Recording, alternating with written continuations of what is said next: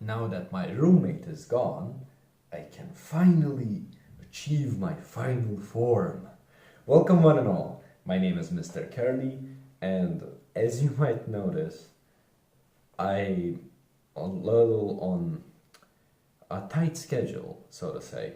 Although you might not notice as well, since nobody watches this. But the thing is, the final week is here, and yeah, it started pretty rough for me, as you can imagine. But hey, you see me here, I'm smiling, so that means everything is fine, right? Now, today, that's exactly what I'm going to talk. Thankfully, my roommate is currently having an exam that I'm not having, which means that I can talk as loud as I want. That is, unless there is someone else in the next room. Anyways, so what I'm trying to talk about today is just how hard it is in these specific times, for instance, the midterm or the final times, and how important it is actually to keep your state of morale high. Basically, you can consider me Shia LaBeouf, and this is yet another one of those speeches where you're like, yeah, we already know that.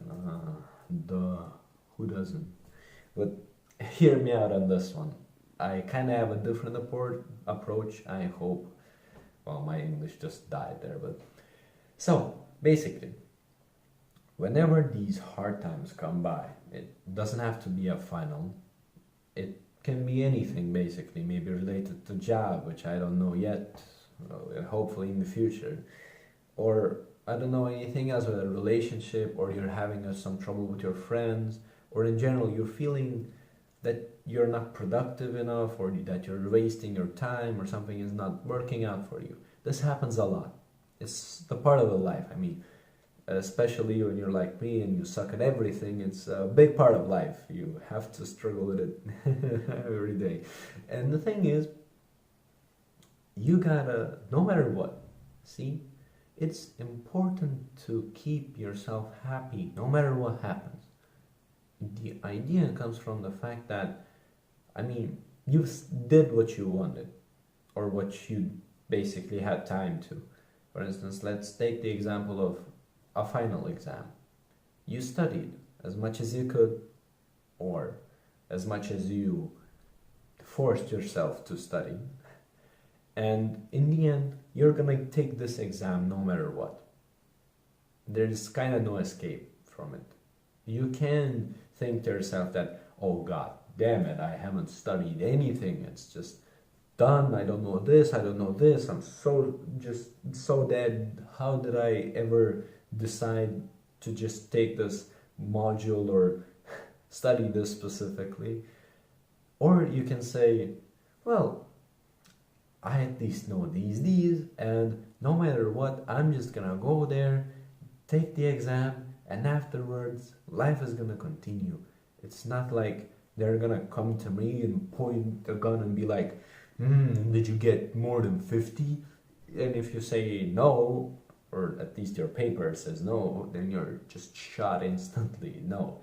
You keep on living with your mistakes, and yeah, the truth about it is, just take it like as a man, they say, but now please don't be triggered from that phrase.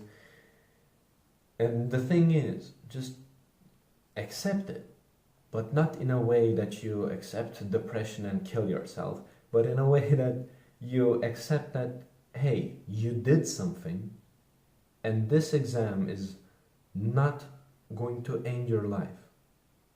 Even if you make a mistake, even if like it's a fail type of thing, then still it's a lesson to be learned, not something to hang yourself for. And just trust me, there is a difference when you go to an exam with just a smile on your face. Even don't think about the exam, even if like that's the case. If you cannot be happy by thinking about your studies, which I can definitely relate to, just think about something else. For instance, a trick would be, now I'm having my finals, most likely you are having it this time as well, And just I think to myself, well, after 10 days it's gonna be summer again. I will not care about classes. I'll finally do whatever I want, maybe spend some more time on the guitar. Then I smile thinking about that I will start learning some editing, maybe get a proper mic, and just get around more involved in that. And just I start daydreaming about this. And during that whole process, all the whole pain, the whole trouble goes away.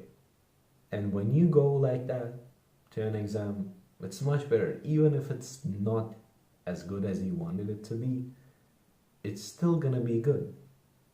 Because you didn't rush yourself to the thought that you're just gonna fail it. And when you saw the exam, you didn't go like, oh God, no, I'm dying now. This is just it. That's the end of my life. You don't go like that. You just have the high hopes, check all the questions and stuff. This is like the reason I'm talking about this, and the reason that came to my mind was I had this exam on Monday, this final, which is, in my opinion, my hardest final this year.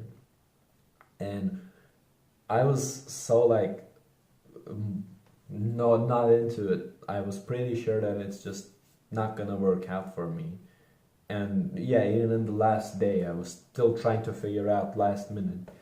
But I didn't think about it when I was going to the exam. I was quite happy actually. See, at this point, after so much worrying, when the time comes to go there, you're like, well, nothing to do, I guess, haha. And that's the trick. That's what you should be focusing on. So I went to this exam all happy and stuff.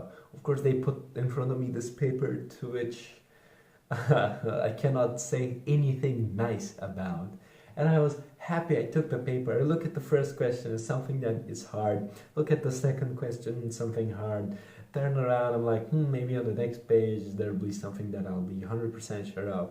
Another thing that is hard, and the fourth one is like something that I can do 50-50, maybe I'll figure it out.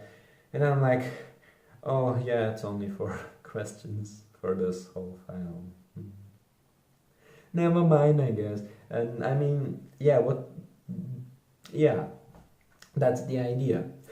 At least, see, you do not maybe change the outcome of the exam that much. But sometimes having a good mood might also help you figure out something, or remember something. Instead of falling helplessly and thinking that you cannot do it, you might as well just figure out something. Or even if not that, actually just being happy is so much helpful to a person. And on that thing, I would like to conclude this whole, I don't know, rant with the thing that whatever makes you happy, you should dedicate time to it. Like, for instance, this channel. I mean, the quality is not there. The humor is not there. I don't know if I'm an interesting person. Well, looking at my social experiences, I'm most likely not. But this just makes me happy overall. Making this, talking, and so should you. If something makes you happy, just every day, spend some time on it. It's worth it. It's worth it in the end. That 1 hour that you wasted on paper is actually returning to you as that you become more healthy, mentally speaking. And that is very important. I mean, I'm no psychology student. Most likely they will say that it's even more important than some other stuff, but it helps out. For science majors like me, it does help out.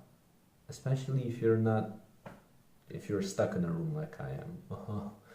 If you're not having the social interactions that you wanted, if you're talking to the fork, well, yeah, then it's actually really good to have something else to focus on and something else to make you happy, and just doesn't have to make sense. Just go out there, whatever makes you happy, do it. That is, unless it's harmful to the others, and I'm not gonna get into that right now. So yeah, thank you all so much for watching. Mr. Fork here wishes you all a wonderful day, and of course, so same goes for me. I hope you are all prepared for your finals and are just done by them already, like finished them all, just put them on a side, close that page, and ready for a great summer. So yeah, as always, I wish you all a nice and a happy day. Thanks.